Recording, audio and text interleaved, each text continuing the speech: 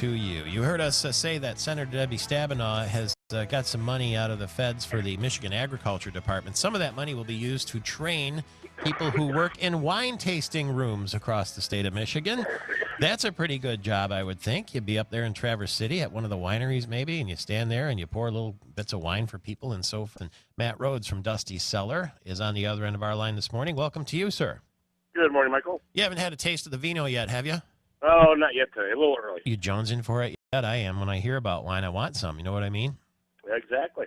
Here's a story I thought you'd get a kick out of. Pieces of cork in a glass of good wine can be a problem, but not usually one that requires police involvement. But a British wine drinker feels differently about the issue. Police in Manchester, England, say a man in question called the emergency line, the British 911, to complain about a bar that served him cork in his beverage.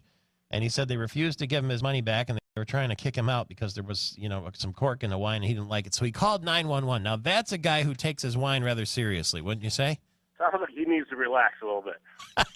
Hey, when that happens and some cork breaks in the wine, is the glass ruined? Do you fish it out? What's the? No, just fish it out. It's not a big deal. Corks break up every now and then, so just deal with it. And it's because the cork is too dry and it crumbles. Typically, yes, yeah. So sometimes the dry cork, would then lead to the bottle being off. But more times than not, a bit of cork breaking off is not an issue. What do you do when you're opening the wine and sometimes you get half the cork and the rest of the cork is still stuck in the neck? Well, sometimes you gotta get creative. Like what? What would you do? Well, I hope you have some alternative tools to the original corkscrew you had. Obviously didn't do the job, so just a corkscrew with a real fine tip, starts the auger to it, and a long portion that get a little deeper into the cork.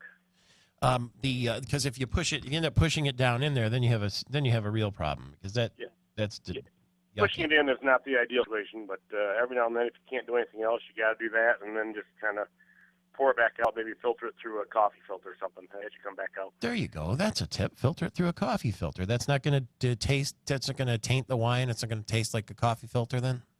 I've never done any research on that, but I'm guessing not. To the finer palate, they might think that's unacceptable indeed. Now, would you be an advocate of the synthetic cork? I'm offhand, I'm not a big fan, and I just don't like the way they're often quite difficult to get out of the bottle. But I do understand the reasoning behind it, and the percentage of corks that are tainted is high. Is it? And so it does make sense in that regard. But as a physical attribute, I don't like it, but as a practical to stop cork wine, it is a good idea. How can you tell when your cork is tainted? In other words, when you take a sip of the wine and you know that the cork somehow, altered the wine? Well, it's a chemical reaction with the cork that is off, and I can't remember the chemical off the top of my head. But some people are very susceptible to it, and other people are not. I myself am not real susceptible to the wine being, and other people it can just be a few parts per million, and they can pick up on it and feel that it's off. So it's a person by person, cork by cork situation.